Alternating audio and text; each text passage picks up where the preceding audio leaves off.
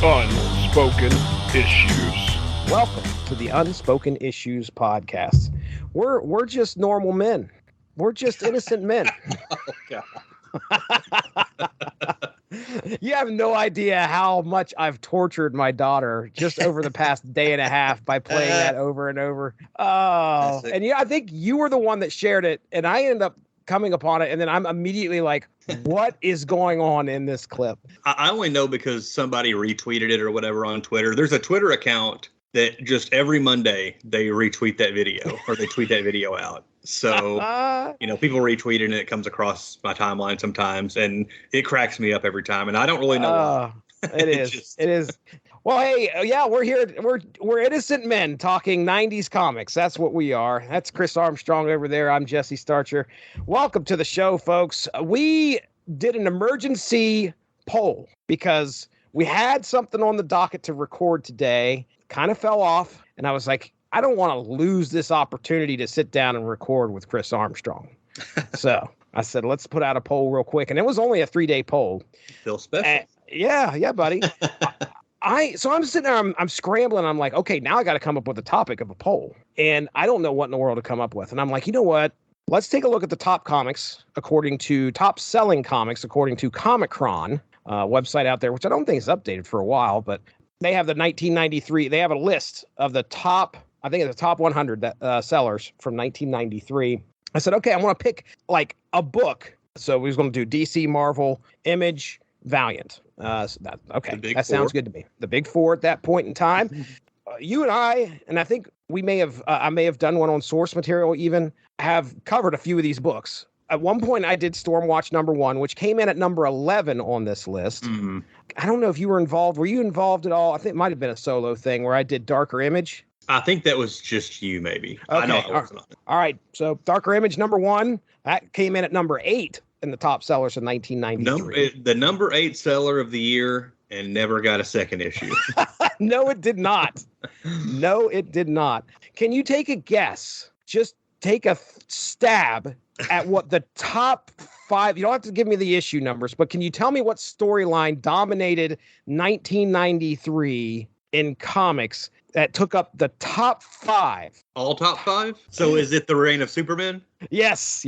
Action Comics 687, Adventures of Superman 501, Superman 78, Superman the Man of Steel 22, and Adventures of Superman number 500, all at the top 5 top-selling comics of 1993. So I'm fairly certain those are all collector's editions. Those are all tied to at least the death of / reign of. I looked at this top 15 and I said, okay, let's pick some of these.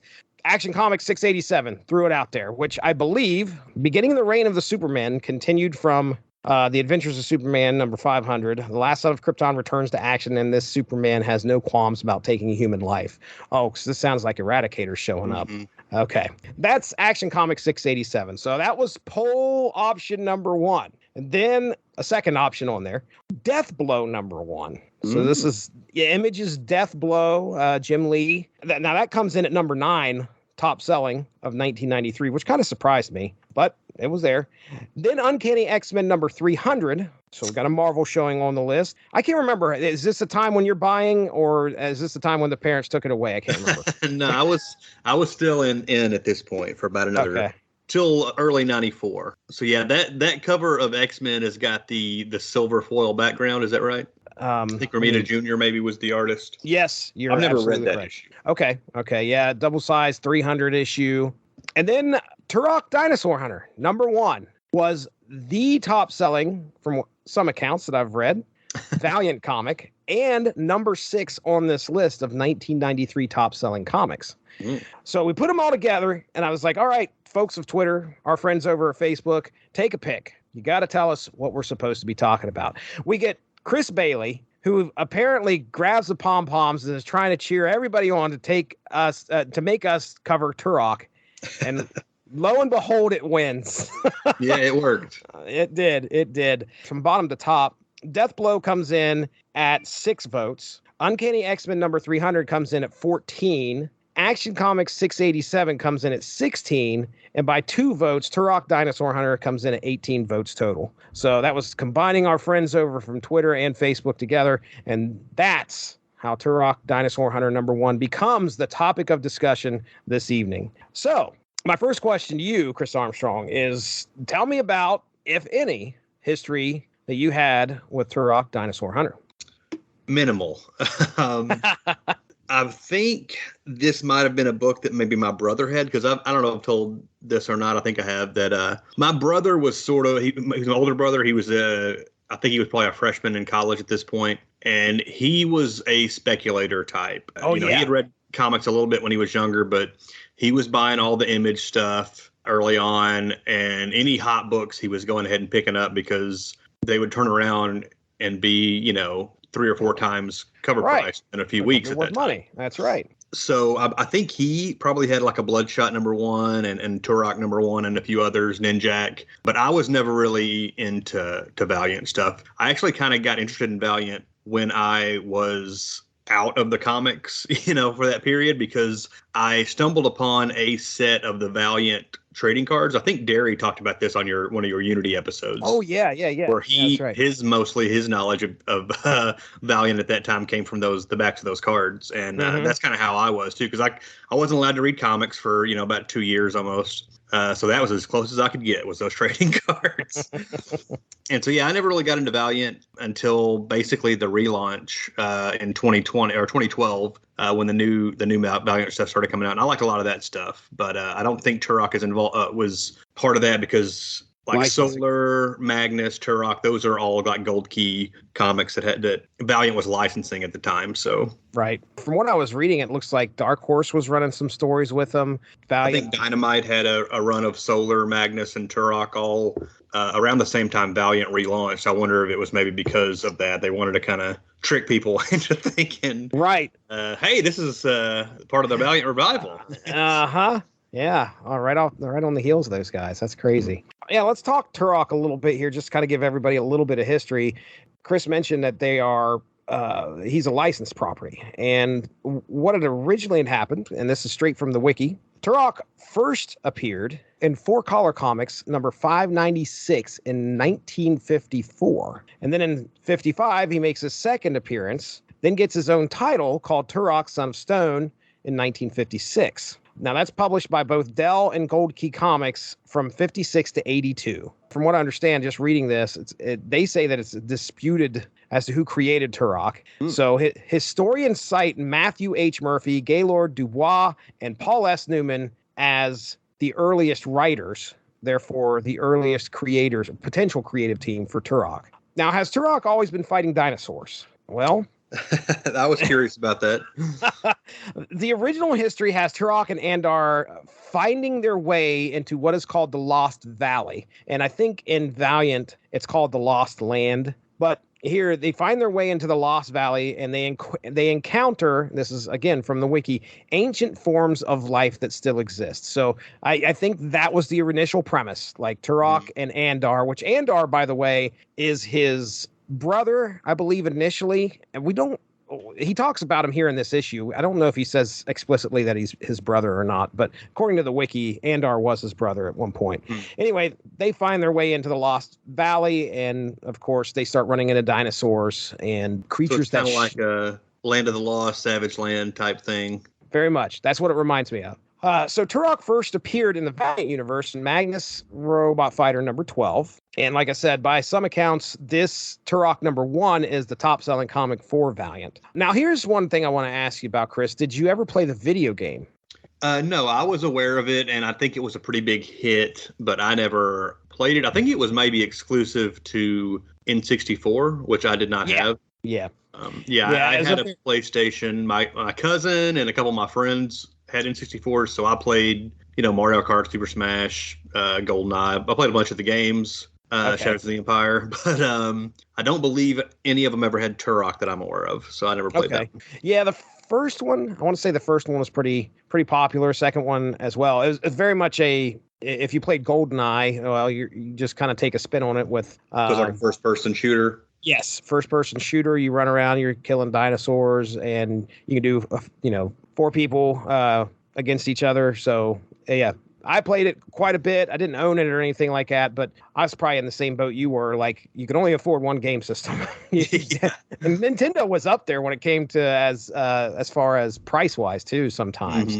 But anyway, yeah, so that came out in 97. I'm gonna give you a little bit of background on the creative team for this book, and they're going to recognize some names here, I'm sure. Let's talk about our writer, David Michelinie. David got his start in DC Comics, according to Mike's Amazing World of Comics, in late 1973. So think about that. That he's been in the game for 20 years at the time that he writes this comic. His first Marvel work, I should say, happens in 1978 on Avengers 173 in a story called Threshold of Oblivion. He alternates at DC and Marvel for a bit, but then he's consistent on Iron Man and Avengers from late 78 on. Now, in the early 80s, he's mostly on Iron Man and then starts on Star Wars with issue 55 and Further Adventures of Indiana Jones. It's right. Nice. That too. Yeah. Then he's on Thundercats and the Web of Spider-Man in the mid 80s. And then Amazing Spider-Man in 1987 with issue number 290, a story called The Big Question. And then he's kind of back on Iron Man for a good while. He's got steady work with Amazing Spider-Man. And then in 1991, he writes Rye #1 for Valiant Comics, still doing Amazing Spider-Man and writing some Magnus Robot Fighter as well. 1992, he's you can find him on Hardcore, which is another Valiant title. And then shortly after that, he finds himself at the helm of the first 3 issues of Turok Dinosaur Hunter. So that's David Michelinie. I mean, I very know, accomplished. Yes. If you read Spider-Man in the 90s, you're going to recognize his name. I want to say he was on Amazing for a long, long stretch in the 90s. Then we get Bart Sears. Bart Sears. So do you recognize the name Bart Sears or his art? I believe I probably recognize him from the same place you probably do, which is Wizards, Brutes, and Babes column. That's right. That is right. When I think Bart Sears, I think muscly muscles. Yeah. I mean, muscles upon muscles. I'll never. It's so funny because he's got this style that I immediately recognize. And I can do that with a fair amount of people. But of all the people, Bart Sears, I'm like, oh, that's definitely Bart Sears. I mean, there's an extra muscle where, only one should have been, I don't recall reading much of that column, but I could tell you flipping through a Wizard magazine.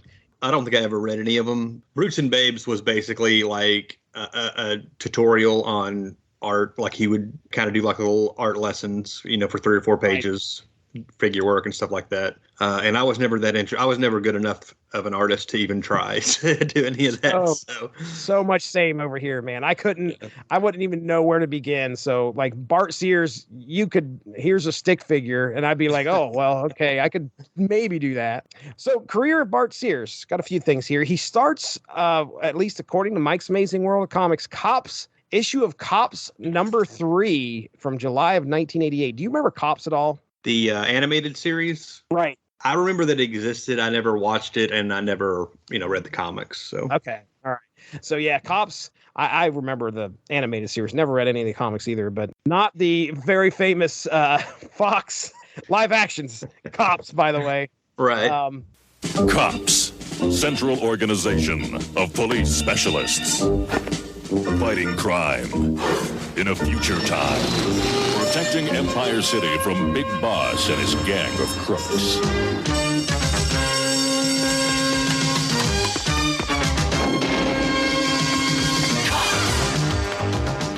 Yeah, so then he has a consistent run of on JLA Europe from number 2 to number 28 into the early 90s. His first Valiant work is Exo Man of War from starting issue number 14 in January of 93. And 4 months later is this issue right here, Turok Dinosaur Hunter #1. All right, rest of the creative team here, we won't go into depth, but inker Randy Elliott, lettered by Anthony J.L. Bedard, colored by Jorge Gonzalez. Like I said, this was on sale April 27th, 1993. And our first story in this first issue is called Cold Blood Blazing. What do you think of the cover? Pretty cool. I know Bloodshot #1 had that, like, what was essentially like a large cardstock image of Bloodshot on the cover. Mm-hmm. And I'm not sure. I want to say Turok had the same thing going, but I'm not certain. Yeah. This issue, so the part where he's on top of a car and he's pointing, that is like if you felt that, it'd feel like you could remove that from the cover. Yeah, that's what I was thinking. Yeah. So, really cool looking. I think that's immediately what made me, I think a couple things actually made me buy this. Number one, Turok was a really hot character in the 90s. Mm-hmm. Like everybody was talking about him. When I say everybody, Wizard Magazine was talking about him. I think that this is 93. We were talking about top selling books. Deathmate was actually in that list. Deathmate Prologue. So I don't know if any of the other Deathmates released that year, but anyway, I was just sitting here thinking, like, I can remember seeing him in Wizard Magazine. I may have seen him in Deathmate. I think he's on the cover of Deathmate Black. I'd have to think so, with like the Cyberforce characters, maybe. Yeah. So, but if you're looking at the price guide, you could see that the first appearance of Turok in the price guide was going up, and so I knew who Turok was just by that. And then looking at this cover, I was like, oh, it's gimmick, buddy. It's a 90s gimmick cover. I want to get it. So I remember buying this off the shelf. I have a copy here in a long box somewhere. As gimmick covers in the 90s go, not one of the best. They're pretty tame. Yeah, but still a cool cover. And I do like the image of Turok, on the wrecked car, bow drawn on the dinosaurs closing in on him. It's a cool image. I was going to say on Bart Sears, I think the only comics I ever knew of him, I mostly knew him from Wizard. The only comics I ever remember him doing the interior art on was this, and there was a Captain America and Falcon team up book in like the early 2000s that he did a run on. Yeah, he was never a guy that I seemed to see a lot of interior work from. Maybe I just wasn't buying the stuff he was working on. I don't know, but he's solid. Yeah, I'll go into more detail about, let's just say, the contrast of his art style with some of the other Valiant stuff at the time. Well, let me go ahead and get into the synopsis here. Got a short synopsis of issue 1. So it's the summer of 1987 in Colombia, South America. And I'm going to stop real quick because I just want to talk about having the opportunity to cover Unity recently, or last year, or whenever that was.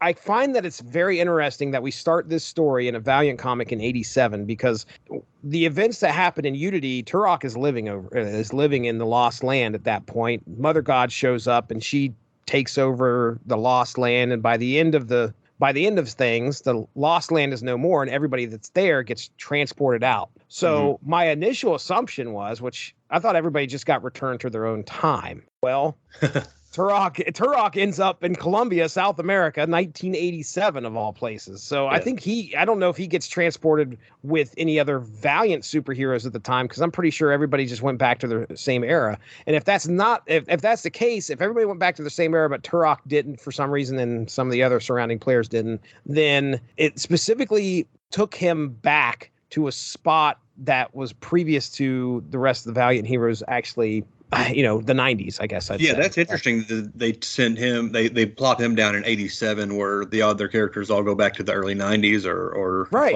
or whatever. My guess is this. I mean, when they did this story, when Michelini was like, okay, I want to do 3 issues of Turok, which this is all he does, I believe. He doesn't he doesn't do Turok after this. I think he just grabbed these first 3 and was like, I'm telling a story where he showed up in 87. Then issue 4, it's almost like I'm looking for a time, because I fast forwarded and I was like, okay, let me look at issue 4 and just see if they're saying like, okay, 1993 or anything like that. Nothing there. So I'm thinking that by issue 4, they're catching up present time with him, because he's going to mix it up with other Valiant heroes at some point in his title. So anyway, maybe Michelini wanted to do a story that was independent of all the other stuff. Yeah, and we'll just put him back a few years before all those other characters started showing up, so we don't have to worry about it. yeah, and that's cool. That's fine with me. All right, so anyway, summer of 1987 in Colombia, South America, Turok reflects on the recent events that have led him there. He reminisces on how he and his friend/brother Andar found their way into the Lost Land, where creatures and people from different eras somehow coexist. He remembers how invaders erected a city, and confronting them, he met and became friends with Magnus Robot Fighter. Turok also recalls his service and betrayal of the Mother God during the events of Unity. Mother God unleashed the deadly cybernetic dinosaurs, or bionosaurs, as they were calling them. Cybernetic dinosaur Monarch and his clan of dinosaur assassins to kill Turok's tribe. As Turok vowed to find and kill Monarch, the Lost Land and all its inhabitants were transported back to the real world. We learn that Monarch and his clan also have followed Turok there as well, and they attack Turok as he is in deep meditation. The fight leads to Turok falling off of a cliff into a river. When Turok awakens, he is in a Colombian jungle village being tended to by a lovely woman by the name of Sarita. As Turok heals, he and Sarita become close friends. However, it is not long before Monarch discovers Turok is alive. Luring Turok away, Monarch attempts to ambush him. Turok fights with a warrior spirit and barely survives while Monarch escapes. Traveling back to the village, Sarita and the others tell Turok he must leave as it will no longer be safe with him there, but give him some extra arrows to see him on his way. Turok understands and looks to hunt Monarch and put an end to his evil ways. So there you go. Next, the Monarch quest continues. So there you go. That is the synopsis for the very first issue. Because I haven't read all of Unity. I've been reading it, trying to play catch up so I can listen to the discussions you guys had on it on your podcast. So I've only read, I think, the first 12 parts of the 18. So I've seen where Turok shows up in there, and feel free to spoil it. I'm not worried about it. Okay. And I noticed that, like, you know, in Unity, there are these cybernetic dinosaurs and stuff. So are these the ones he's fighting in this issue just the remnants of those? I'm thinking so. I think there's this bad guy with the mustache. Talking about this drug dealer dude? Yeah. Okay. Yeah. Yeah. No idea. Does not show up in Unity. I can tell you that much. Gotcha. I believe what they're doing is they're sowing some seeds for later issues here. And that was actually my note, believe it or not, because there's something I left completely out of the synopsis. And that's that one page of like some drug dealer who's apparently shipping coke or, you know, I think he's shipping some cocaine. I don't know who's attacking his, because all he does is he gets a phone call and they're like, he can hear people yelling and screaming in the background. I'm thinking it might be the Bionosaurs attacking mustache drug dealer guy. Not a villain that pops up in Unity. Okay. So it just seems like Turok and all these bionic dinosaurs just got plopped down in the middle of Colombia after years of Unity. That's got to be what happened. And which Monarch, by the way, not mentioned in Unity whatsoever. Okay. More may be revealed about those as the story progresses. I was just curious if that was all remnants of Unity or whatever. The whole Monarch and his assassins killing Turok's tribe does not get talked about in Unity at all. So Monarch and the dinosaur assassins and the whole thing about his tribe getting killed, as far as I knew, it wasn't even mentioned. Yeah, they just take those Bionosaurs and throw them in. So, and what's, again, that also makes me sit there and think like, okay, when this 3-issue story arc ends, you know, he still has to hunt dinosaurs. I think that's in the name. It's in the name. So, you know, when we go forward into the 90s, so I assume these Bionosaurs are still around. Somebody's got to still be making these Bionosaurs, or, you know, they seem intelligent enough. I don't know if they're going to be operating on their own kind, and I don't know how many dinosaurs came through either. My vision of this is like, okay, Unity ends, and like all these dinosaurs just get thrown onto Earth. And Turok's like, all right, here I go. I guess I got to take these things out. I don't know, man. That's my guess, though. But really, I only had a few notes here. We kind of covered everything. We talked about the whole 3-issue story arc and the 1987 thing, the drug dealer, which I wanted to bring up. And you have some comments about Bart Sears, because that was going to be my next question, is what do you think of Bart Sears here? I like his work in this. The interesting thing about this, I guess, the post-Unity Valiant, I guess, and I'm kind of just making guesses here because I haven't read a lot of that stuff. I wasn't really a Valiant guy, but his artwork is much more 90s, you know, more dynamic than what Valiant had been doing, which I believe Jim Shooter kind of set parameters around the artist. Like, we want a house style very similar to like older comics, like Silver and I guess Bronze Age would be the 70s. He wanted very, you know, just standard panel grids, don't break the border lines, you know, where some would say boring. I would not say that. I think teenage Chris would have said boring art. I don't think as much now, but yeah, Bart Sears is given a lot more freedom to kind of do more of an image style Valiant stuff. I think you could also probably see that with like Joe Quesada doing Ninjak around this time. Yep. I think they were kind of I think Valiant. Maybe Jim Shooter was gone by that point. Even. Yeah, actually, I can tell you, Jim Shooter was out. I looked this up because it was mentioned, but I think Jim Shooter ends up leaving at the end of '92. Yeah, I assume they were basically like, now that Shooter's gone, they were starting to lean more into like what's more popular, which is the image, style, more dynamic artwork. Yeah, maybe that's why they got Bart Sears and Quesada. Probably some others. I can't think of anybody else from Valiant off the top of my head. But I just pulled up Exo Man of War. This is number 16. Number 16. I will say, okay, written by Jorge Gonzalez, Jose Delbo pencils. All right. This is very much reminds me of kind of like the not so dynamic art style. Yeah. Of that I'm used to with more I'm right there. Comic book art. Yeah, I'm right there with you, by the way. Back in the 90s, I usually didn't pick up Valiant books just because it wasn't going to be something jumping off the page like Savage Dragon or Spawn. The way that stuff looked just put some of what I was seeing in Valiant to shame. Yeah. But the thing is, it's all competent art, but the focus obviously was on storytelling with Valiant Comics. But anyway, back to this issue. So very much a traditional Valiant work. However, they aren't shy on the bloodletting. I'll tell you that much. I mean, they aren't shy on it. It's more of a restrained Bart Sears compared to what like a lot of the other stuff I've seen of his. Right. Which again is mostly just from the columns in Wizard and that short run he did on Cap and Falcon. But all right, well, that was kind of all my notes here. Before I get into picking the panel, we'll do that here at the end. What are your thoughts here, man, on this first issue of Turok, Dinosaur Hunter? I found myself really liking this issue, which, given how confused I was by some of the circumstances, like him being in '87 and this not really knowing where the dinosaurs came from, and why he has this, past with Monarch or whatever, right. That wasn't maybe already established somewhere else. I really enjoyed it, and I'll probably at least check out the other Michelini issues because I'm kind of curious where it goes from here. I really liked it. I didn't really like his work on that Cap and Falcon book, but I do like his art here. The coloring in this issue is just a little. It's really muted colors. That is a great word. That is exactly what I was going for. Yeah, I'm not a huge fan of the coloring. That's the thing that I think really holds the art back. Very orange.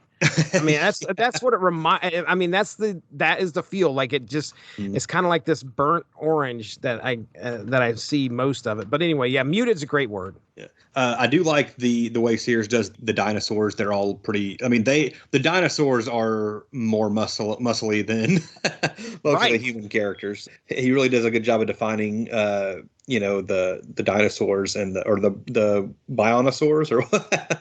Bionosaur. Yep. Yeah. And yeah, again, I like the violence that they kind of, there was some violence in some of the other earlier Valiant stuff too, I think, especially in Unity. I know there were some, but yeah, they really kind of let Sears kind of go for it on some of that violent stuff. I like seeing the Sears interpretation of like the other Valiant characters in a few panels, like the one they're doing the flashbacks to Unity. So you're kind of seeing a different look for those characters too. So yeah, I don't really have a lot of notes. That's pretty much all I got really is I liked it quite a bit. And I want to see kind of at least where this first story arc goes. It has this kind of like Predator feel, almost like sure, yeah. You're in the jungle. We got our hero in the jungle. He's trying to avoid being hunted, and he's got to kind of go up against these beasts. Finds a pretty girl and get to the chop up. No way of saying that. But yeah, it kind of reminded me. It's interesting. It's '87 too. The whole cocaine thing. I think that feels very '87. So, yeah, I have a feeling maybe that this is just a guess, but I think they're setting him up to come in later as a bigger antagonist in future stories, and maybe this drug dealer guy is going to get involved with Monarch, and he's going to be using the Bionosaurs as like his own henchmen. Maybe they have some kind of alliance, and that's something Turok has to deal with in the future. All right, it's panel time. I want to pick mine first. Okay, yeah, I've got a couple options, so I was going to let you go first anyway. I want to pick mine first because I might leave you the easy one and the only reason I'm taking this one is just because of the history that's in the panel itself, and I am taking the panel where it's he's on the flashback and it's him. Let me find it here. It's him. It's Exo, Rai, and Shadow Man. Yeah. And they're all getting ready to kind of go up against these bad guys that Mother God has after him. So, which really, as far as Unity goes, you get the two appearances, I think, that we talked about, which is the main thing where he goes up against Archer and Armstrong. And then that's kind of it. You don't hear much from him. I don't think he's like, hey, guys, I'm in it to win it now. Let's go. So I don't remember seeing this at all. Yeah. But it's nice to kind of see where Bart Sears was working on this before it was wrapped up, or even maybe could have been. It could have been. I was digging it. So that's my panel. It's Turok hanging out with the heroes that are fighting off Mother God. Mm-hmm. So there you go. Well, that was one of my two options. And there's honestly, there's a lot of really good options, especially a lot of the stuff with the dinosaurs. I'm assuming you probably thought I was going to pick him cutting the head off that one. It has to be. It had to have been. That's a contender, but that's not the one. That's not the one I'm going to go with. I'm actually doing a similar one to you, which is the other flashback panel where you see Magnus basically disemboweling one of the dinosaurs with a swipe of his hand. Very cool, dynamic 90s style action panel. I never read that first appearance of Turok. I skimmed through it and I was like, okay, what can I kind of get an idea? I was wondering about Andar, because he's mentioned, and I was like, what happens to him? Well, they kind of talk about what happens to him. I think after Mother God gets upset because Turok's decided to not do what she wants him to do. I think at that point, Andar's back at the village, and that's when the dinosaurs strike. But anyway, I was kind of wanting to see, did Andar show up with Turok in Magnus? He's a big thing that was happening back in the Dell and Gold Key stuff. Yeah. So did they carry him over? And yeah, they did. Andar was there when he first appeared in Magnus Robot Fighter. So anyway, so I kind of skimmed through that. I didn't know exactly what was going on, because he mentions about how this village gets erected, and Turok's like, they raped the land in order to build this city in the Lost Land. And that's what kind of made Turok go, hey, you can't be doing this. And his tribe was going to go after him. Well, Magnus was brought there. I was like, how did Magnus end up in the Lost Land too? That was the other thing I was trying to figure out, because Magnus was in the Lost Land before Unity had happened. How did he get there? If I remember correctly, there's like this, there's an Indian woman in the Magnus book, which that's what, 4000 AD or something like that? So, yeah. And she's like, hey, let's go. I want to show you this entrance to a cave. And she does a chant or something like that, and it opens up, and then they walk through, and that's where they end up finding the bad guy who erected the city. Magnus is already upset with the guy. Turok's like, hey, help me out, and there you go. So here's your bit of history before Unity happens. So all in all, I mean, solid first issue. Bart Sears, not my favorite artist either. Mm-hmm. And sometimes the muscles could get overwhelming. That's all I'll say. They just kind of get overwhelming. Mm-hmm. They almost take you out a little bit. For me, they do anyway. But a lot of people will tell you the anatomy that this guy could do is amazing. So I'm definitely not an artist, and I'm definitely not an art critique. I just know what speaks to me. Yeah. So solid first issue, and I'm right there with you. I'd like to read the other two that happens after this, just to see, as the Monarch quest continues, what will our result be? Is Monarch going to get his? I have a feeling you will, possibly, but you never know. So I've got faith in Turok. Yeah, so do I. Which Turok, by the way, goes all the way to, oh my goodness, issue 47. So he's got a long history under his belt, especially for a Valiant comic. Issue 47, that's pretty solid. All right, man. Well, we did it. Turok Dinosaur Hunter #1. The people have spoken. We have delivered to the people, and namely Chris Bailey. I hope he enjoys the podcast. I know he says he listens to us all the time, and we appreciate that, sir. You're welcome. Yes, you are welcome. You are welcome. All right, man. You got anything else you want to say here before we get into plugs? I think that's pretty much it. I'm not a big Valiant guy, but I am interested in a lot of Valiant stuff, and There was a time where once I finished my Ultraverse collection, I was going to maybe try and move on to a Valiant collection. That Ultraverse collection has become hard to wrangle with all the different extra stuff that I've had to try and track down. So one day I'll get more into Valiant, I think, because I like a lot of the Valiant stuff I have read, and this is a pretty good one. So Valiant, of course, if you're trying to pull in everything, which is, there was Voyager Communications, which I think is what we're reading here. Mm-hmm. And then there's Acclaim Comics, which happens after this. Now, if you're trying to get all that, I'm sure it's expansive. But if you were just like, I just want to do Voyager Communications Valiant, I don't think you're going to have a hard time finding some of these issues really cheap, because they made so many of them. With the Ultraverse stuff, there's just a lot of promo stuff. Like, I've got a collection of all of these standard comics. There's a lot of promo stuff that I want to get. And I'm in that Ultraverse group on Facebook, and a week or two ago, somebody was posting this thing from Advance Comics, which is a catalog, I think, from the 90s. Yeah, I've heard of it. There was exclusive Ultraverse pages, I guess mini comics in some of those catalogs that are best not collected. Of luck. Yeah, they're not collected anywhere else. And well, how the hell am I going to find Yeah, those? dude. I didn't know about the Deathmate stuff. I had no idea about how there are issues of the prologue that came out. Right. In Advanced Comics was one of them, if I remember correctly. They up at the top, it just says Advanced Comics. And I'm like, I've never seen this before.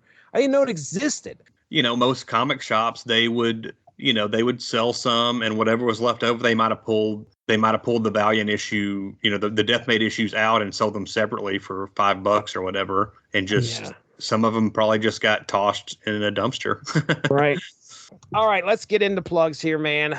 I know you do a podcast called Small Screeners, and you need to tell everybody about it, because I enjoy myself some Small Screeners whenever it pops up. So what's going on over there? Well, I appreciate it. It's a podcast on direct-to-video and made-for-TV movies that I do with my buddy AJ. We cover those subjects, and we also have kind of a sister podcast on the same feed called Because Movies, where we look at more expansive looks at certain subjects. We did a Halloween season with a focus on some horror movies and remakes of horror movies last year, stuff like that. We've got an episode. I'm not sure when this episode we're doing is going to drop here, but I think next weekend, so late February, we're going to have an episode of Small Screeners on Maniac Cop 2, which is a pretty gnarly action horror combo flick from the early 90s. So nice. Find that there on the Small Screeners feed.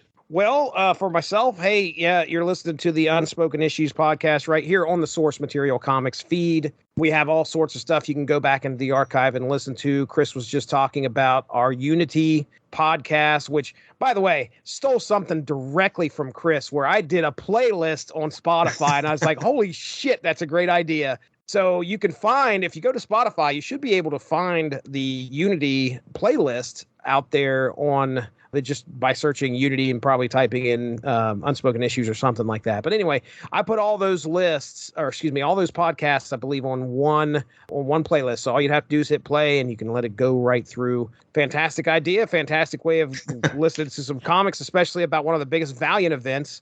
And what I think Dean said is he believes one of the best crossovers from the 1990s. So check that out.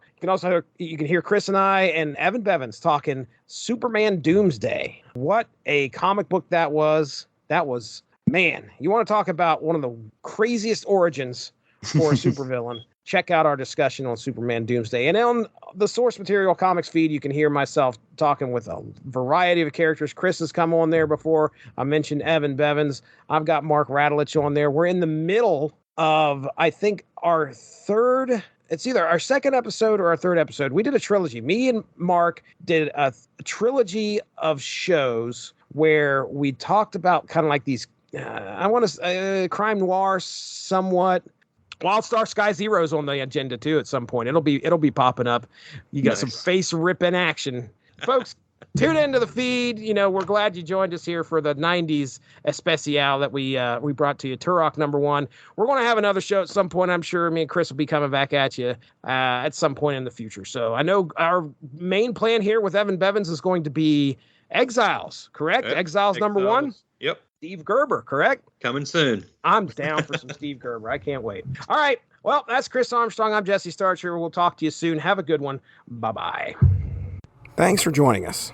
Unspoken Issues is part of the UnspokenDecade.com, the home for 90s comics, blogs, and podcasts. Unspoken Issues also has a Facebook group you can join if you are interested. Just search the Unspoken Issues podcast and request to join. All of this would not be possible without W2Mnet.com and the Rattleitch Broadcasting Network, so make sure to seek them out for more podcasts. If you enjoyed what you heard today, please feel free to share, and we look forward to entertaining you again soon. We're just normal men. What do you mean, normal men? We're just innocent men.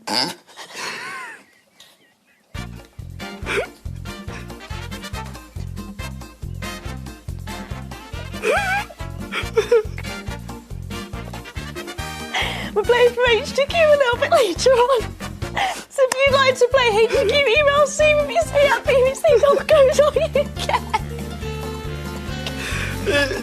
Oh, you do it. Do get permission and leave your phone number, because by jingo, it'll be worse than this if you don't.